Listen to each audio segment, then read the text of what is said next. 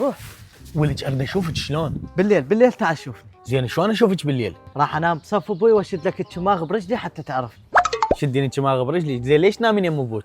ما عندنا بس هذا المكان. يلا روح. اقول لك ابويا شنو هذا؟ ابوي هذا طاني الشيخ ططاو، يقول كل زين للمفاصل.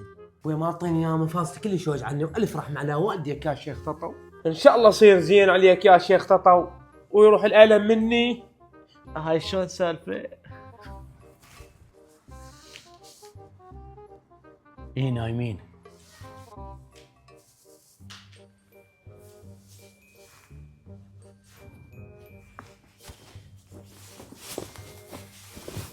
اسوله